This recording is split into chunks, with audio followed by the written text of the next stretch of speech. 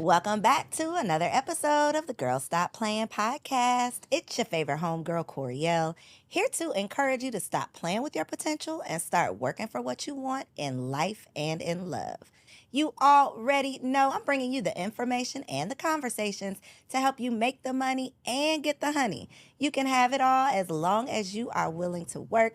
And ladies, y'all are in for a treat because we about to talk about getting to the honey on today's episode. Before we get into it though, make sure y'all like this video. If you are listening on a podcast app, subscribe to the show and go ahead and get ready to share this episode with a friend because it's going to get a little spicy. We got the fellas of Hardly Initiated in the building. Welcome to the studio, guys. Glad to be here. Yeah, appreciate that. Finally made it down to the studio, and I'm ready to get into this convo. Are y'all ready? Let's do it. Yeah, we ready too. Do y'all do very many interviews? No, this is definitely an exclusive. Facts. Yeah. Okay. Very selective. Very selective. Okay. Oh, thank you. All right. Well, the ladies are definitely going to enjoy this conversation. Anytime I have fellas on the show, episodes always do numbers because I don't think we get enough honest conversation about the current state of relationships. Now, y'all are not like relationship experts or anything, right?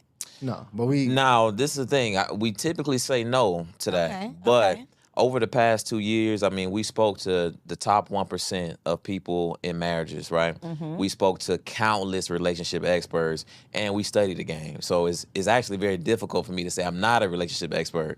I'm going to say no, Okay. but we got the sauce, though. You got the sauce, Yeah. though. And one thing y'all definitely have is your own personal experiences, things that y'all are seeing, dealing with, experiencing on a daily basis, as well as the women that you all serve through your own podcast. Y'all are like, y'all got y'all ears to the streets at all times. So I want to talk to y'all today about your personal experiences, but also some of the things that y'all are seeing, like your perspective of what you're seeing from women as well. So relationship statuses for both of y'all. Single. Single. Single as hell, or like it's a lady watching this that y'all got to be mindful of what you're saying? No, yeah, I'm seriously dating, but Okay, okay. I'm still single. Okay. I'm single as hell. Single as hell. That's a fact, yeah. Nobody gonna be tuned in mad. Okay.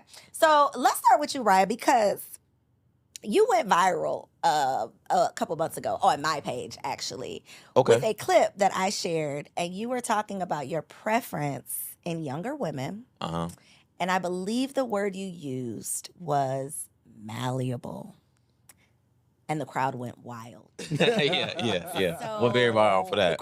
The crowd went wild. So do you stand 10 toes down by that statement? Do you want to So retract it? What's your current? I do think that in the past I was prone to use some flagrant language. Okay. So malleable, Intentionally or? I would say intentionally, Okay, for sure.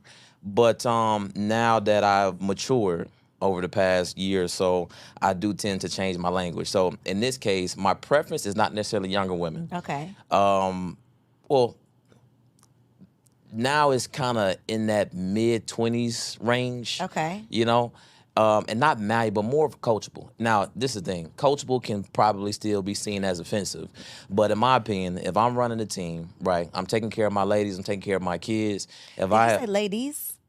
my lady and my kids. Okay. Yeah, I did say ladies, though. He did. Yeah. I want to be clear. Okay. Right now it is ladies, but if I'm taking care of the fam, right, and I want to put them in the best position, then of course I'm gonna want somebody on my team who's gonna be able to facilitate and adhere to whatever instruction or guidance I might be providing at that time. And I don't think that's unreasonable. And in fact, I think that most men would like higher levels of cooperation from their women.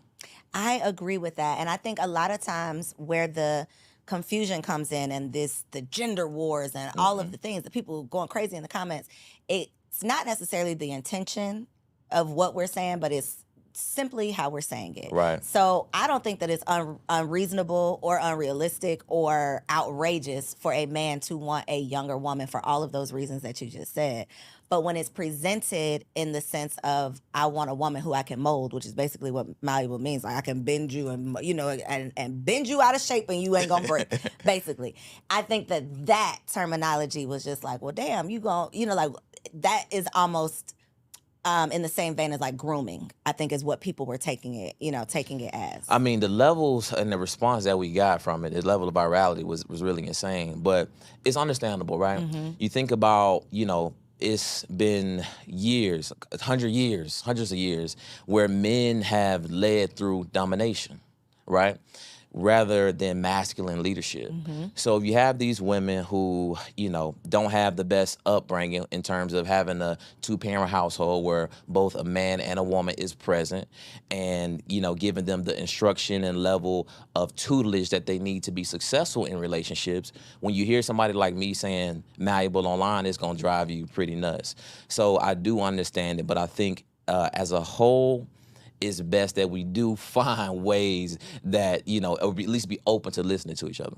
100%. And I think that's the beauty behind the way that podcasting is taken off. It's like you don't have to be this person to have a voice, to bring some value. And podcasting, I think, is allowing us to be able to do that. Right. For sure. What's your preference, Tyshawn? Malleable women or no? That word malleable is so tricky because it can be taken so many different ways. And I just want to say, when we first started the show, it was like straight barbershop talk. If most women sit in a room with men talking, most women will be offended. For sure. That's a big fact. In our just casual conversation. But because I know ladies are sitting here watching this conversation, I will not say malleable. But I think a woman that is willing to listen, right? That is willing to be open to guidance, to instruction, that's not so stuck in her way, has a wall up where she can't take instruction or leadership from someone who's qualified to lead. Ooh, heavy on the qualified to lead. I think that is where a big disconnect comes from. And it's not, in my opinion, the man's fault. It's the woman has such a terrible history of bad choosing that they don't even allow what could be a good choice to, be that masculine leader or because they've made so many bad choices that now they're just expecting that this is going to be another bad choice. Or they just have had bad masculine relationships even in family. Like they haven't had healthy masculine relationships, whether it was with their father, their brother, their uncles. Men have taken advantage of them in their own family that they should have entrusted. So it's a lot of reasons that young ladies are not able to be open to masculine leadership, whether qualified or not. But yes, and picking is definitely one of those. So what does taking, I don't want to say being submissive, but what does, I guess, taking your leadership look like as a girlfriend versus a wife? So, it's interesting because when I think about me dating now, and I think about what it looks like for me to lead on a day-to-day basis in my relationship, leadership it can go from small to big things. And I think women have to look, especially when dating, at the small things that he does, because that's really what you're going to be able to evaluate at that point. So how might he instruct you to stand on one side of the sidewalk? How might he instruct you and prepare you before the date? How does he instruct you to, or, watch over you as you walk back into the house after the date is over? Like, it's just really small qualities that you have to evaluate in him to see if that leadership is there, to see if he's like providing that realm of security and safety around you. So it's not always, what house you're gonna buy or the big decisions in which you evaluate leadership. It's the very small things. And that's what it looks like in dating for me on a day-to-day basis. I feel like you're always providing a level of leadership. Like right now, the young lady I'm dating was looking at purchasing a home. And I have a real estate background. So I could have been in a situation where I just go ahead, sit back, I let her do all the work. She come to me, she asks me questions here and now, I throw a couple tips at her, I sit back, and I let her just kind of go about that process. But like, ideally, what I'm gonna do for her in that situation is I'm gonna provide a little bit of structure for her. So I'm gonna say, hey, babe, look, when we look for the house, I recommend, all right, because first of all, what's your budget? What's this? Cool. All right, look, we need to look in these areas. You ain't gonna find no kind of house like this in this kind of area, so we're gonna look for townhomes. Search here. We're gonna use here. Matter of fact, I got a mortgage lender. I'm gonna send you this person here, and we gonna kind of give her this structure and process for her to be able to then go ahead, because she's talented.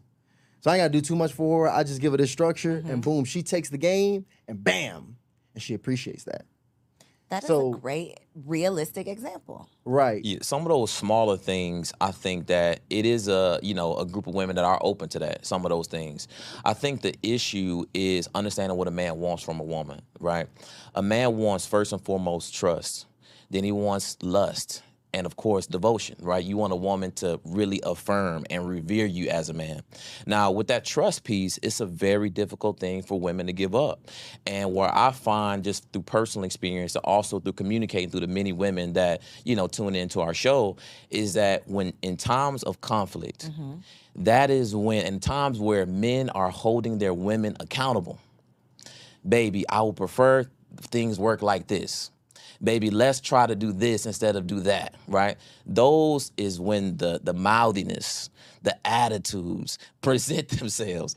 And men, especially men who stand on what they believe and have those boundaries set, are having some serious issues with establishing that level of trust. And a lot of it, I do sincerely think, goes back to the negative experiences that many of our women face when they're dealing with, the guys out there.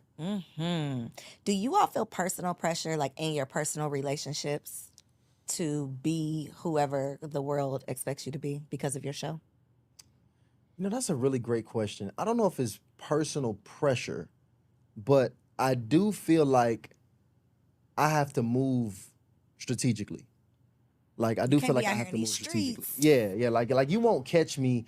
First of all, I mean, I'm not gonna be honest. I'm gonna be honest. Like if anybody who knows me knows that, like, typically the young ladies that I typically date women I'm not ashamed to be around.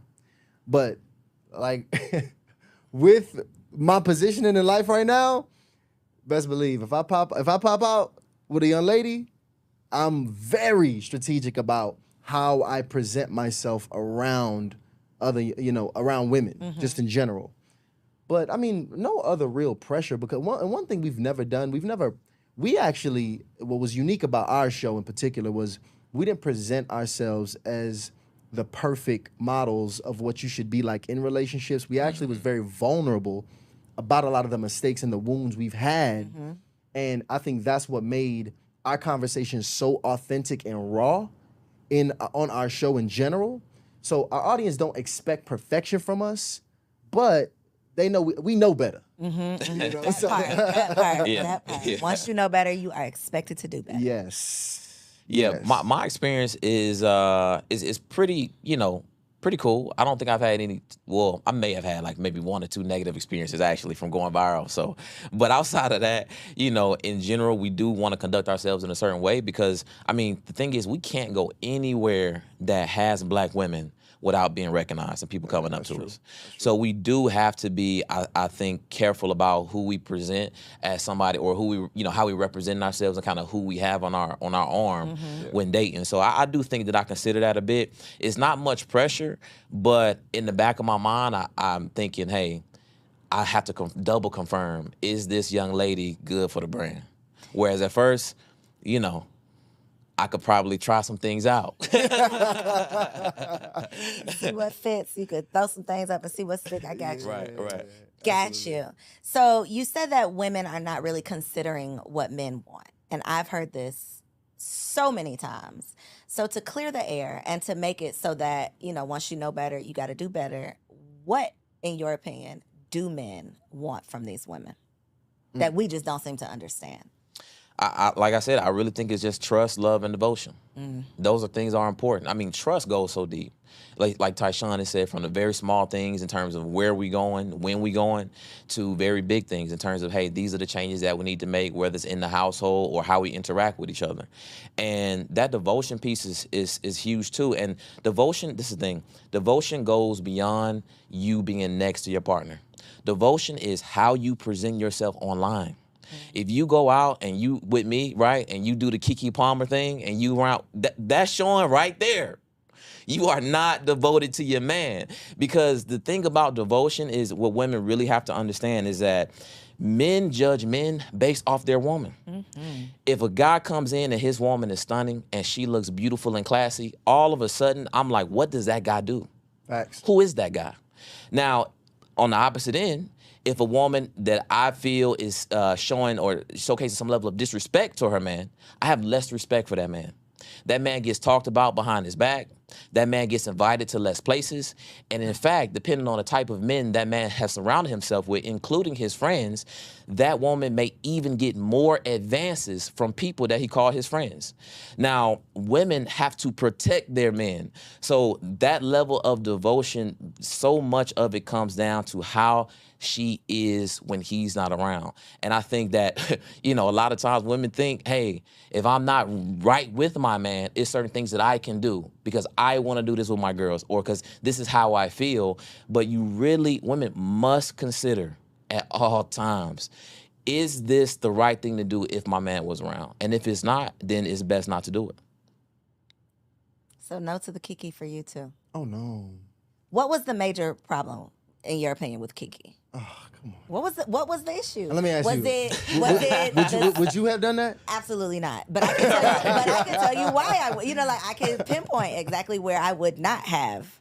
I would not have. Couldn't have been me. Okay. But what at the root of it, was it that it was filmed? Was it the dress? Was it the singing? Was it that she just had a baby? Like, what, in your opinion, what was your issue with it? A woman who is sharp is always aware of what's going on. Mm-hmm.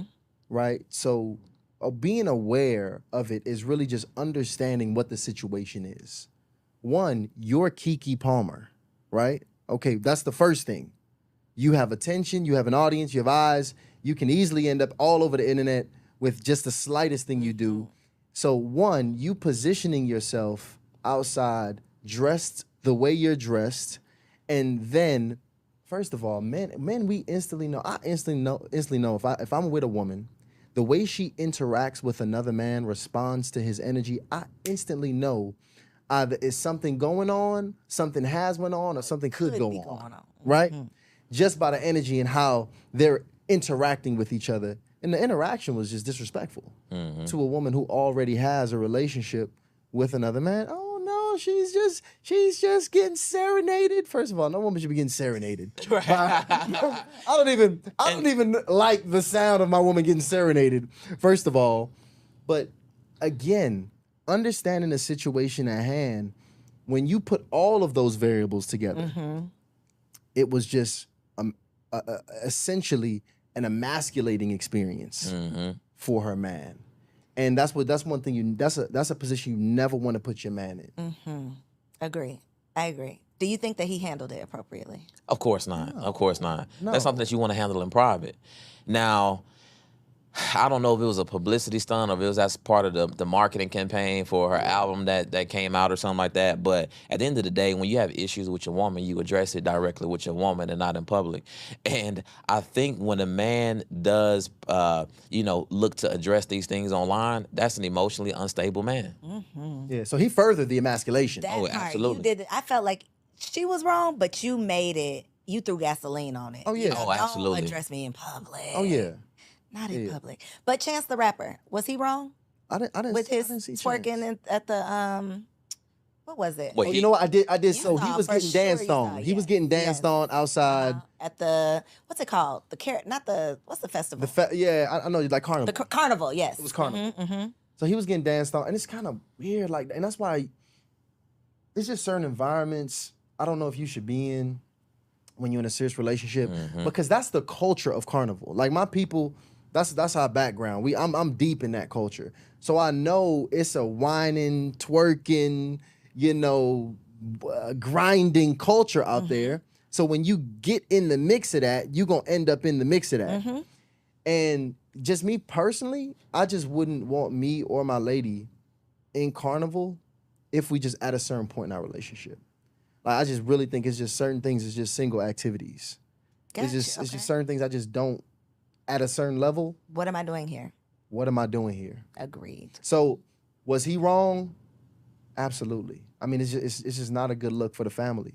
And that's really what it's about. It's like the brand of the family is what I really think it comes back to, especially when you at that level where the eye is on you, the eye of the people is always on you. You always want to protect the brand of your man as well as the man protecting the brand of his lady, which is why I love seeing couples like when I see like the James family. Oh yeah, Like LeBron and his wife and his kids. the Messi's like that too. Who that? Lionel Messi. Yes. It's certain families that when I look at them, I just think, wow, like they've really protected each other for decades of being in the limelight, where so many things could have went wrong. Yet so many opportunities, I'm sure. Some people, oh, he did this, he did that, whatever. He didn't bring the trouble to my doorstep. Absolutely. At the end of the day, it is not in my home, right? Yeah. And so I think, to your point, though, it's not just celebrity, because social media has put the spotlight on all of us now. Oh yeah. And so a big thing that we didn't necessarily have to consider in the past is like who you present online. So how do you all feel that your social media presence affects your personal relationships, I guess? And I mean from the sense of a woman that you would potentially date. It's an impact. I mean, some good, some not so good. My Instagram profile is not very active, but obviously we got the show. So I mean, the amount of DMs and solicitations that I get or women showing interest is a lot, right? And it's funny because once it started happening, I literally called Tyshawn and I'm like, yo, I have to get back into the word because I got to get my discipline right, right? Because it's crazy because, you know, it depending on why you want to influence people, right? So I really had to take a look at that, why I wanted to influence people. And I had some vanity underlying in there. So when I started getting those DMs, it's like, oh yeah, this is what I wanted. And I had to really look back at it. It's like, okay, look, if this is the goal, then we're not gonna make it very far. If income is the goal, then we're not gonna make it very far. So I really had to go back and look at, hey, why exactly I wanted to do this. So now the same DMs, I'm like, I don't respond. Right? I actually don't like it. You know, so some people would consider that good. You know, they got more people to pick from. But me personally, I don't think so. But I would say one of the negative things is just having an opinion. So because I have a publicized opinion, I am now coined as very opinionated. When I have just as much opinions as you don't like as your mom does, or your dad, or your brother, your sister. Trust me, you ask them opinions on some hot topics, they're gonna say a lot of stuff you don't like, right? But because I am publicized, then it does sometimes impact not a woman's level of attraction, but her willingness to actually go out and you know, go on a date with me. Sometimes I'm able to work through it, but other times, to be honest, there's just women that they like stay far away. And you know, like ladies is, you know, y'all researchers. Oh yeah. For sure. So y'all gonna research your man, y'all gonna look at his LinkedIn, his Instagram, if he had a MySpace back in the day, y'all pulling up everything. So it's interesting having a relationship podcast, because if you're dating and you got a relationship show, that's the only place they're gonna go. They're gonna go Listen to every and episode. binge every single episode that you've had. And they're gonna pull up anything that did not make sense. You know, when you guys first started the podcast in 2021, when you had so and so on, you said, you know, so like you gotta address all these things. But here's what's interesting though, because with the young lady that I'm dating now, so interesting. I found that this has been a way to have conversation that I probably would have never had without. So it's so interesting. We've achieved certain levels of depth in conversation that I don't think we would not have had if I was not entrenched in this space and she wasn't watching this show and asking these follow-up questions. So it's almost like, you know how people say, babe, let's read the 5 love languages together. We do that every episode. Yep. You're taking, because, and I did this with my husband, not even realizing I was doing it, but just talking about all these random scenarios. What would you do if this? What would you do if that? You're taking the pressure off of it being you and her. It's like, this is just my opinion. It's not directly affecting us, but now it's a talking point. Now I understand your thoughts. Now we can have a conversation on this. Now I can get to know you better. Now I can understand you better. And it's not I'm judging you on your opinion, or I'm taking it personal because it's an attack. It's just creating a conversation. So I love that. And See, you learn a lot. That's important. Yeah. That's important, especially when you're dating, because I think that's the biggest place we're failing in dating. those questions and those conversations really allow you to understand the person's values. Yep. And how they think and make decisions. Yes. When you looking to apply for a job, they got a whole host of scenario questions so they can see how Your quick, thinking. right, how you think and how quickly you can get to that solution. So I think if more people ask scenario-based questions, they could potentially learn a lot more about their partner. And Yeah. that's the beauty of podcasts, though, because, I mean, even if you're not hosting the podcast, just watching a podcast Yep. with your partner, just watching it yourself and then taking a conversation back home, you know, even though word on the curb is, you know, Black people need to let go of the podcast equipment. Like, we need to just Right. take it out of the hoods. We need to get rid of Right. it. I do think that it's creating the conversation, right? R.I.P. Kevin Samuels. People had whatever your opinion was, he created conversations. Yeah. Absolutely. He brought up these topics that need to be talked about. Whether or not you appreciated the way he presented them, a lot of the conversations that he brought to the forefront needed to be had. They were things that we just were sweeping under the rug and pretending like, you know, what we've been doing have been working, and it obviously has not been. He That's is a fact. truly the Godfather. Shout out to Kevin Samuel, because this is the thing. Kevin May really he brought rest the in peace. conversation to the He did. table. He did. Like it or And not. Like it or not. like it or not, and the thing about it is we still not having enough conversations, because I can attest to this personally. I didn't even and start investigating or look to understanding the dynamic between men and women or relationships as a whole until I was about 29, 30 years old. So you got to think about that. I'm well into my career. You know what I'm saying? Finance, okay, I understand that we don't need to be broke because that's how I grew up, right? But that's it. I mean, it's more to life than that, right? It's more to being a man or a woman than that. So he brought conversations that I think, of course, some of it was abrasive, and it's going to be rough because a lot of us grew up without the right instruction, without a soft voice, without a rock or foundation to lean on. But I still am very much so appreciative of the people who are willing to put out very vulnerable content, because at the end of the day, we have to learn, because it is a problem. It is. And it's agencies out there that are seeking to destroy families in general, Western culture families in general, especially Black families. And this is the thing. I tell women this all the time. You're not the only one that know you special. Your man or guys interested in you, not the only one that know you special. These corporations know you special too. And they want to get these women away from their families. They want to get these women out of the household. They want these women to be on the opposite side of the gender war, because that's more money for them. That's more spending for them. So all of this talent, like I think Tyshawn mentioned this in a podcast, I think Black female entrepreneurs are the fastest growing entrepreneurs. That's great. But let's think about what else could that mean? What are they running from? What are they leaving behind when they're fastly growing these businesses? Exactly. And it's not say that you can't do both, but you got to think about what comes first. Would it be growing at that rapid speed if your family was taking priority, or if building in your personal life was taking priority?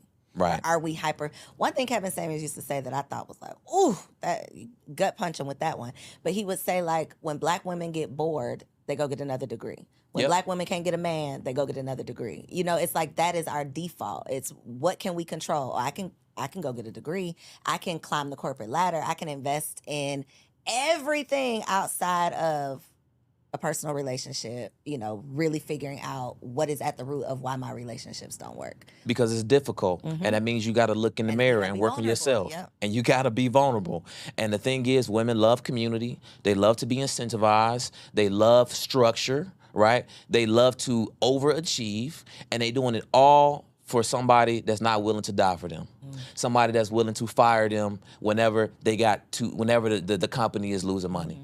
And these organizations know that. So we have to really do the hard thing, which is improve ourselves. Like you said, get down to the root of why we are running away from relationships. And not that women shouldn't pursue education or higher purpose and those types of things, but we have to make sure that that's actually what you want to do and not using that as some level of escapism. It for sure we are. I mean I did. It's like when you know you want this thing so bad, for a lot of women that's marriage. You can't marry yourself, right? You Yep. can't force a man to marry. Well, it's not gonna work out. You could do all those things, but it's probably not gonna work out. So knowing that you can't control that, I'm gonna just focus and invest my time and energy on what I can control. which is I'm gonna make this money, I'm gonna get these degrees, I'm gonna get, you know, all of these plaques up on the wall, but then I'm lonely at night. You know, I'm sad, I'm mad, I'm upset, I'm frustrated, but I'm pouring all of this energy and effort into you know, trying to fill the void. That only truly fulfilling the void with what you really desire, you know. We had Dr. Jamal Bryant on the show, and he dropped the bar. He said, you talking about, he was talking to women. He said, you talking about you was tempted. No, you was bored. Facts. And I thought that was very descriptive of what's happening. And it says, I think in the book Way of a Superior Man, he talks about this a bit. He says the masculine is mission and the feminine is love and release. And when, you know, women are in that space where they don't necessarily feel like they're operating, you know, at their fullest capacity, they go ahead and hop in a masculine bag and they pursue a mission. And it just becomes difficult because me personally, I can date a woman with a job. I can date a woman that, you know, is obviously taking care of herself, but I can't really seriously date a woman that's trying to climb the heights of the corporate ladder, because at this point we become brothers in arms. We're not, you know, There's no polarity. There's not, that sexual tension and fire is gone at that point. But Because she's dedicated and devoted to her job. well, it's the energy that it takes. I've tried it. I'm telling you, I have tried it, and it's very difficult because even just in the casual after, because think about when you come home after you've been fighting all day. You know, your t-shirt is bloody. You done fought the world, slayed dragons, both of y'all. And if your mind, both of you guys, are not really good at turning off the masculine, like you still kind of in pursuit mode, then what ends up happening is you end up chilling with your homie. The with your man boy. is comfortable with operating his max. It's natural for a man to go be on a mission and work 24/7. For a woman, it's not natural. And you got to consider what's happening in these environments. A lot of these environments are male dominated. A lot of these environments coach and train women to suppress their emotions. A lot of these environments require women to perform 10 times better than men to get the same level of respect. I mean, this is the thing. I work corporate. I know how tough it was. And I know the women who excelled in corporate usually tough as nails. Tough as nails. They had something to prove. They got something to prove. They usually weren't women that I'm attracted to. Now, they were absolutely women I loved to work with. I loved them because they did 1,001 things and made sure everything was on point. Yeah. Right? But you got to think about what that does to you over time. And over time, not only does it suck away some of a woman's best years, right, in terms of fertility, right, in terms of just, I'm not even gonna go there. I'm not even going there. I gotta be careful with my words. Ahead, I'm not even gonna go there. But basically, it does a number on women. And I'm gonna be honest, when you really look at it, the best women are the ones that truly neglect family. I'm sorry? Neglect family. You mean the best women that perform in corporate? Yes. Okay, you missed that word. Say that again. The best women that perform in corporate are the ones who do not prioritize family. They're not. They're putting kids on the back burner. They don't even really want to have kids because they don't even want to stop working. Like they either had them early and they working hard and the nanny got them, or they just not even like, no. Right now is not a good time. It's They a conversation say, that they in the have. black community, the husband has been replaced with the pastor or the boss. Oh, That is who the black woman has. That's who she's answering to. That's who she's submitting to. We've replaced the husband with those roles. Would you agree? And here's the thing. I'm gonna be honest, and I can't double back and say that men, us, don't have a hand in that as well. If I'm just being very honest, because I mean, first of all, I grew up in a house where I did not grow up with my biological father. Ironically, all of my closest homies I grew up with, and I grew up with some really sharp homies. Like we all graduated top 10%, athletes. Like my core homie group from middle school to high school was sharp, and all of us, ironically, had a very similar home situation. either did not have our biological father or no father present in the house, and we figuring it out. We getting raised by football coaches. We getting raised by assistant principals. I mean, or getting our masculine energy from those areas, and we just having to really figure it out.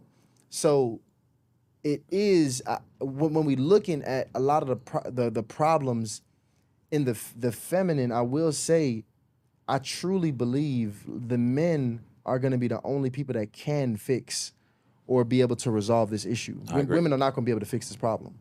And that's just the reality of the situation. I don't think everybody can be helped. It's going to be casualties of war.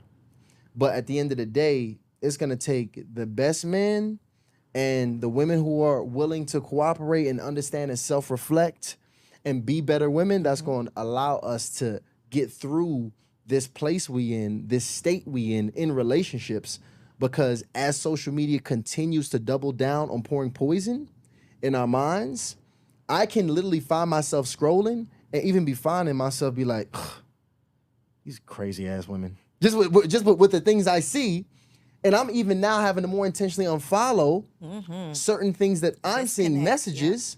But that's what men are now being inundated with, these visions of delusional women. Yep. And men are and women are seeing men talking about how bad they don't want to be with one of these women or how they'll never get married, which further just, and then we bring in all of this and then we trying to date with all of this deeply in our subconscious. And then we're still having kids because we might be slowing down, the rate of marriage might be, all of this other stuff might be slowing down, but we're still sleeping together. We still have unprotected sex. We're still having children out of wedlock. So we're continuing the cycle. Very dangerous We're cycle. literally continuing the cycle. But nobody, I haven't seen it, nobody's addressing the fact that we're still just having these babies.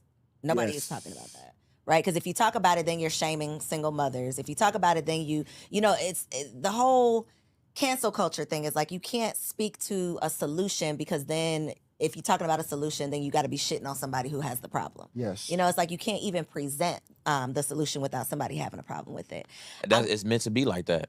Oh, The divisiveness. by design, yep. Exactly. Divisiveness that's what draws the most attention. So they don't want us to have those positive conversations or conversations about change because that's not what brings these social media platforms advertising dollars.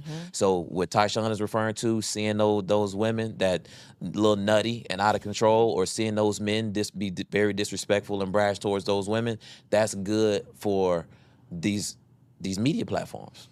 Speaking of media platforms, what's your opinion on red pill community? Man.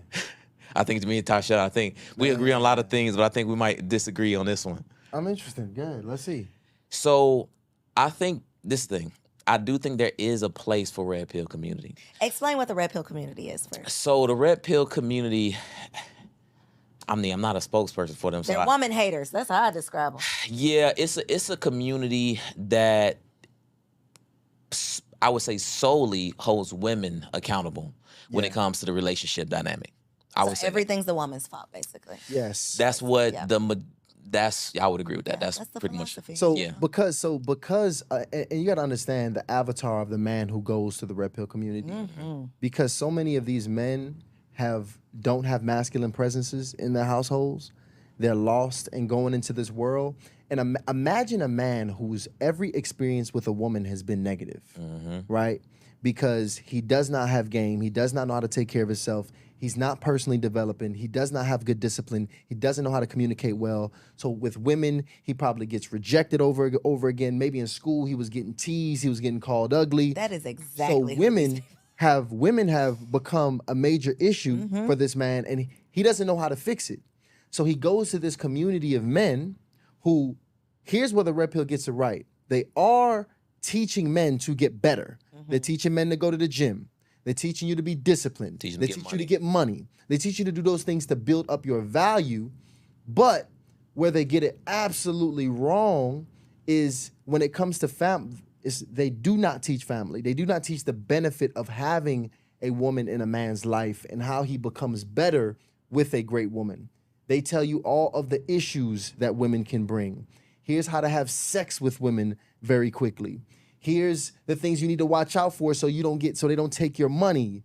I mean, I even seen as far as the red pill community, the one of the higher level originators of the red pill community telling men to even get vasectomies so they can have so they can pretty much forego sexual discipline and still be able to, you know, pretty much make it a man's playground, if you will.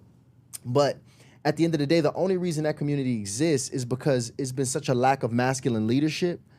Masculinity has even been getting punished over the last few decades, with it being something that is toxic and should be relaxed and should be much softer. And we push the softer men. And when you don't have, like, first of all, if the uncles, y'all remember like the uncles at the cookouts that was talking, like low key, a lot of those guys would be considered red pill if you just hear some of the things that they say, like, oh, talk to an old black man. Like yeah, but he was probably married. But see, that's the thing. I'm talking, and again, the red pill community, when they talk about relationships, their whole relationship dynamic and talking points is massively toxic. It's massively toxic. All these things did not work out, and now let me tell y'all how it didn't work out. Now, this is the thing. I do 100% agree with Tyshawn on that. But I do still think it's a space for it. Because although I don't agree with the angle, I do think that sometimes you got to get punched in the face to get your ass up. I really do think that. But what is the getting your ass up? Because I just feel like it's not a solution-oriented philosophy. It's you being a better man, but then what? You being a better man for what purpose? So, no, I do agree with that. But it's just the thing. When I think about, you had, during the civil rights movement, you had two varying messages that you can say both were righteous. Martin Luther King and Malcolm X. Martin Luther King's message did not, some people, it just did not hit, right? But Malcolm X's message, it hit. Now, right or wrong, now at the end, did Malcolm X come around and he took a more holistic approach to race matters in the United States or in the world? Yes. So all I'm saying is, if you get punched in the face and you catch that red pill, take it for what it is. Don't become a devout follower of it. Just get this level of understanding that you need to make a change. Get that little level of motivation and find your way to a GS Youngblood or a David Dita that's going to teach you not only the dynamics between holding women accountable, but also holding yourself accountable. Because like Tyshawn said, women, we can't wait for them to change. It's us that must make a change. Yeah. See, that's the thing about it, because, I mean, if you go back to MLK and Malcolm X, they were both righteous, though. I mean, if you roll with either one of those guys, you were gonna, the society would have been better. Red pill is, I mean, where y'all driving us to? Where are y'all driving us to? See, that's the issue with the red pill, because if I can't tell you to go to any community, that won't make the nation better overall. Like that's what's so, that's the most dangerous part there, because if you get stuck there, then your growth stunts. The problem is you need to get punched in the face by your pastor. This is the thing. One message was divisive, and the other message was more collaborative. It was very different. Violence was a big part of what Malcolm X was putting out. So you can't really say, don't get me wrong, I think both had levels of righteousness. But what I'm saying is, one particular message was piercing. The message that we are delivering, this whole man message, is a lot more difficult to get out than the other message. So I don't agree with the red pill community, but I do think it's some space for it. Got you. Unfortunately, if we continue to have a society where we continue to create, I think we're producing just emasculated men, we're going to create the monster of the red pill community.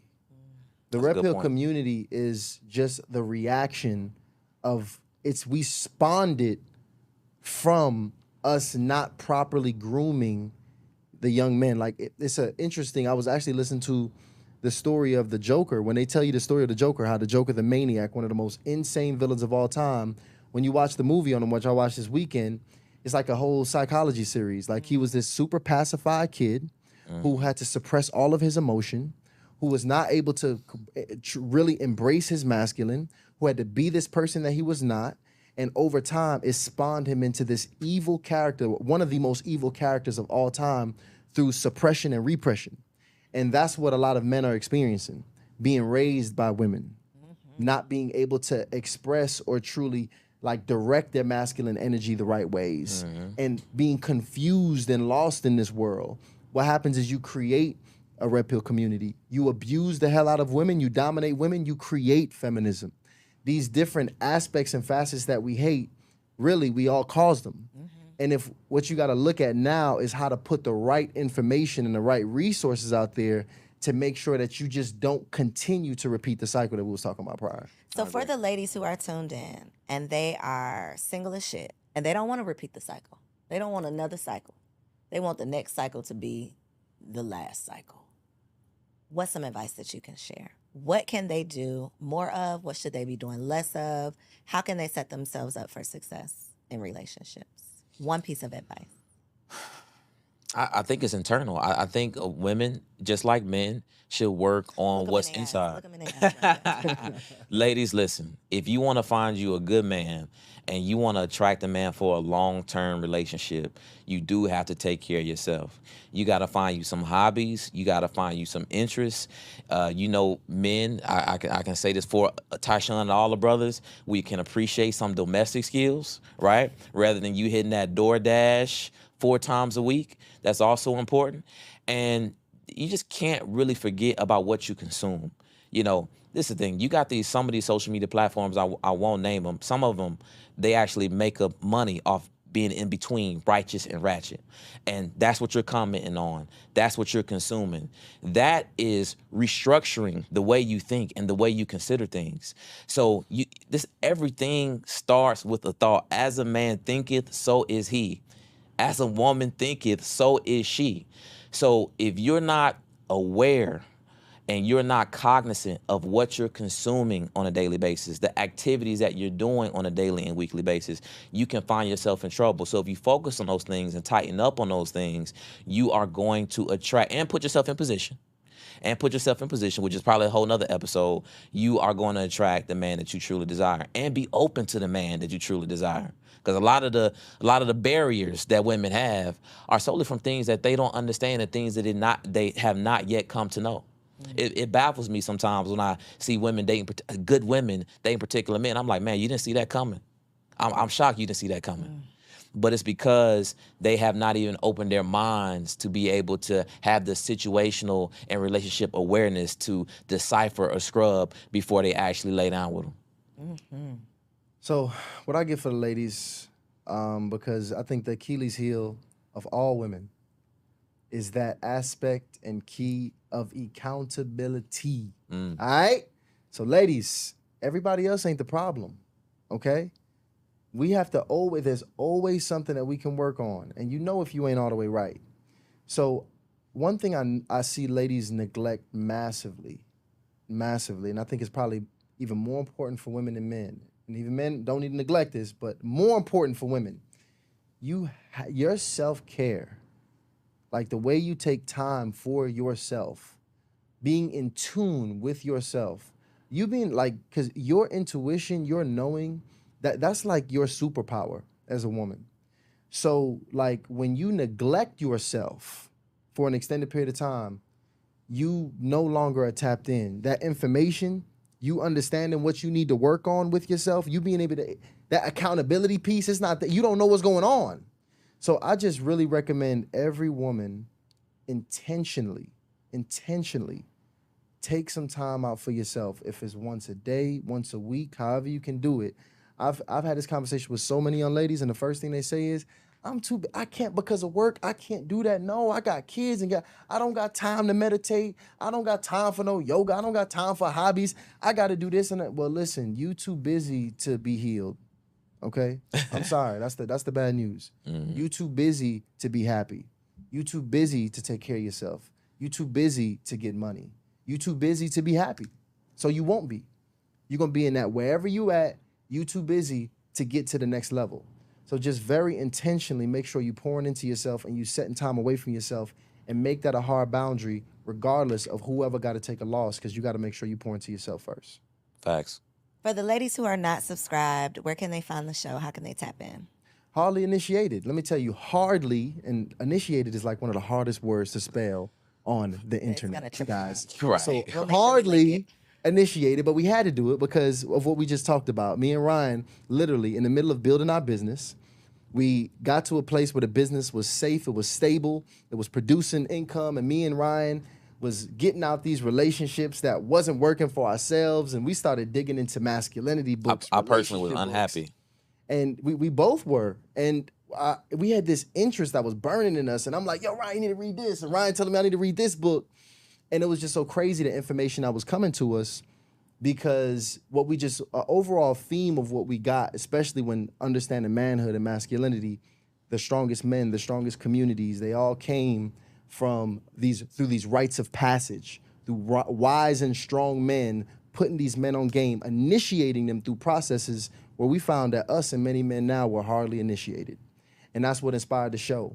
And actually, through consistently putting the content out, we also found that women were also having the same issue. You ain't initiated either. In the same boat. In the same We both messed up. boat. So now we making sure we feeding and putting out content for the men as well as the ladies. So definitely go to YouTube, hardly initiated, subscribe to it, because we feeding the people regularly. And of course, you made your appearance as well. Y'all gotta watch that episode. That was a dope one. Yes. Thank y'all for coming. I think this was very helpful. I think the ladies are definitely going to take a lot from this conversation. Y'all don't feel attacked, right? We can have a conversation where we didn't necessarily agree 1,000% on everything, but just sharing your perspective in a respectful way. I think that is the whole point of having these platforms. So thank y'all for coming. We appreciate you. Y'all already know I truly, truly believe that there is a partner out there being prepared to love you properly. You just got to put yourself in position. Make sure you subscribe to the channel, share this episode with a friend, and I'll catch you next week. If you enjoyed that episode, make sure you subscribe to the channel so you don't miss out on any upcoming content, and take it a step further and go ahead and join our private community over on Patreon, because it comes with some pretty bomb perks, including early and discounted access to our upcoming events, behind-the-scene exclusives with some of your favorite guests, the opportunity to call in on an upcoming show, the chance to vote on topics and guests for brand new shows, and I'm even giving you unlimited access to my vault of business classes where I'm teaching you everything from Airbnb to developing digital products and everything in between. And you can get access to our Patreon for as little as $5 a month, okay? Get in where you fit in, and I'll see you on the inside.